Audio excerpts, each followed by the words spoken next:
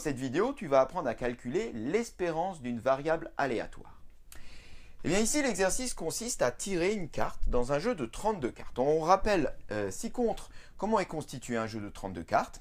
Bien, il est constitué de différentes formes, 4, de deux couleurs, rouge ou noir. On a les cœurs, les carreaux, les trèfles, les piques. Et pour chacune de ces formes, eh bien, on a différentes figures.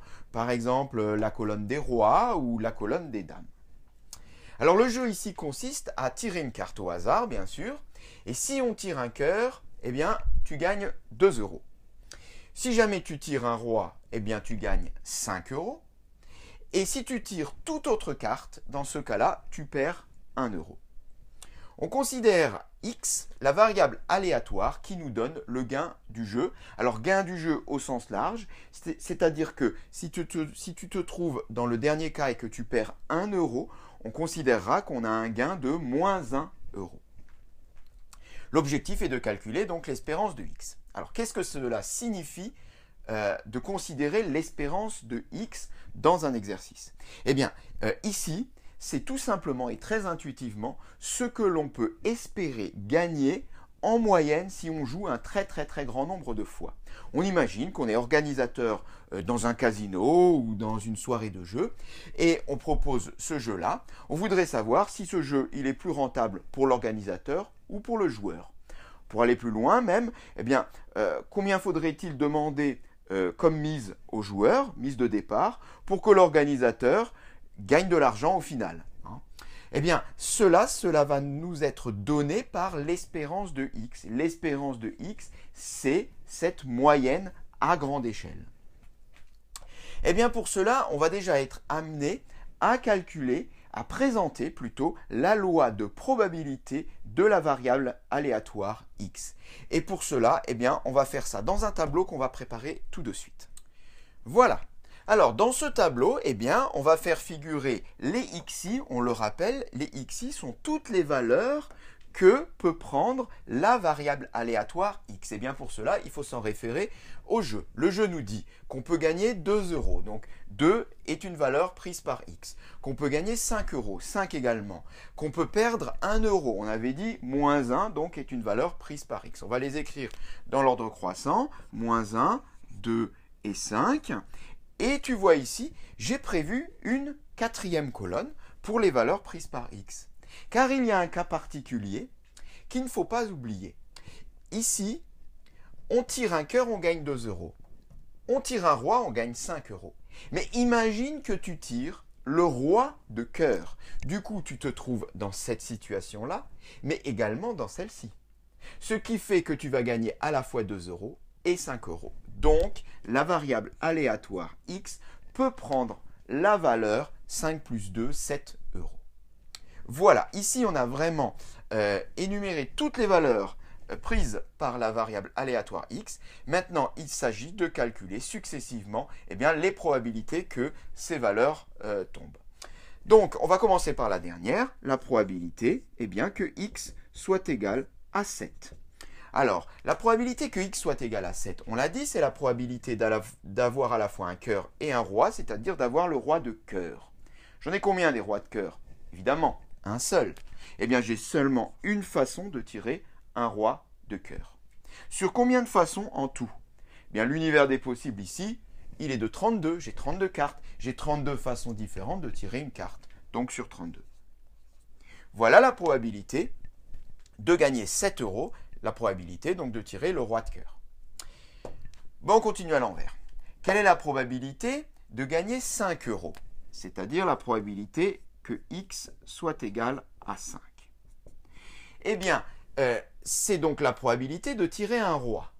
Ok? Mais attention, de tirer un roi, sauf un.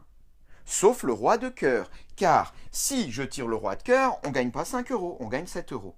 Donc, ici, je n'aurai que 3 façons de gagner 5 euros. Le roi de carreau, le roi de pique et le roi de trèfle. 3 façons différentes de gagner 5 euros. Sur combien? Sur 32 en tout. Continuons. Probabilité de gagner 2 euros. Probabilité que x égale à 2. Alors, La probabilité de gagner 2 euros, ça revient à chercher la probabilité de tirer un cœur.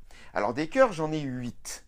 Mais attention, comme avant, le roi de cœur ne me fait pas gagner 2 euros, mais 7 euros. Donc je dois exclure de ma ligne des cœurs le roi de cœur.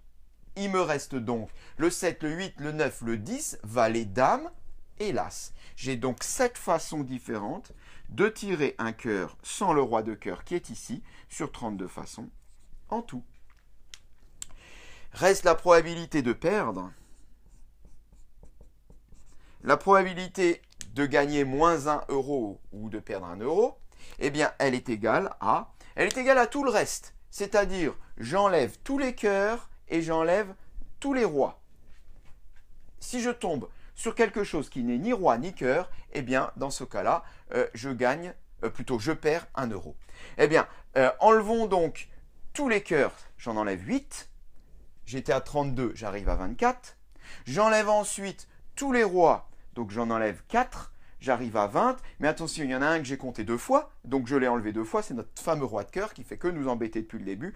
Donc si je l'ai enlevé 2 fois, il faut le rajouter, ce qui fait qu'il y a 21 façons de tirer autre chose qu'un cœur ou qu'un roi. 21 sur 32. Voilà, notre loi de probabilité est écrite. On va maintenant pouvoir calculer l'espérance de x grâce à cette loi de probabilité, car la formule nous dit, eh bien, on peut l'afficher, que l'espérance d'une variable aléatoire x est égale à, est égale à P1 fois x1 plus P2 fois x2 plus P, etc., etc., etc. Qu'est-ce que cela signifie? Eh bien, cela signifie que c'est les probabilités successives énumérées dans la loi de probabilité qu'on multiplie à chaque fois par la valeur correspondante. C'est-à-dire que P1 fois x1, ce n'est rien d'autre que 21 sur 32 multiplié par moins 1. P2 fois x2, 7 sur 32 multiplié par 2. P3 fois x3, P4 fois x4. C'est normal, car c'est un calcul de moyenne. Et quand on fait un calcul de moyenne en statistique, on procède de la même manière. On multiplie l'effectif par la valeur correspondante et on divise le tout par l'effectif total. La probabilité ici englobe déjà la division par l'effectif total, on le voit là. Eh bien, en quelque sorte, les effectifs sont ici, 21, 7, 3 et 1, et les valeurs sont ici. C'est exactement la même formule que la formule de la moyenne. Elle porte simplement un autre nom, l'espérance. Eh bien, effectuons ce calcul maintenant. Dans le cas de cet exercice, cela nous donne espérance de x est égal, on l'a dit, 21 sur 32 multiplié par moins 1 plus 7 sur 32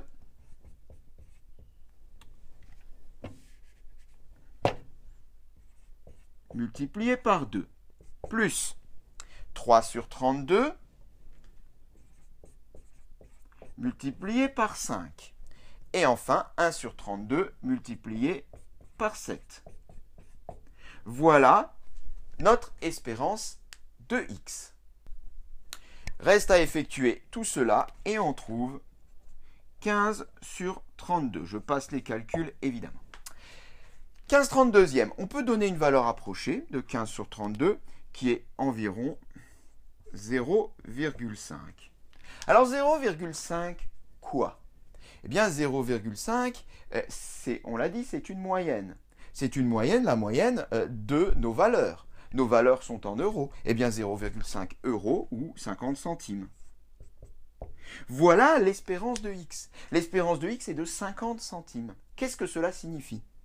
Eh bien cela signifie, et là ça va être très parlant, tu vas voir, que si j'organise ce jeu à grande échelle, avec plein de monde qui viennent jouer régulièrement, eh bien les joueurs, en moyenne, peuvent espérer gagner 50 centimes. Si tu viens jouer régulièrement à ce jeu-là toute une journée, eh bien la moyenne de tes gains risque d'être proche de 50 centimes. Ce qui veut dire que si moi, je suis organisateur, eh bien j'ai intérêt à te demander un peu plus que 50 centimes de mise au départ. Parce que si je demande moins, eh bien je serai perdant. L'organisateur du jeu sera perdant. Voilà la signification de notre espérance et cette séquence est terminée.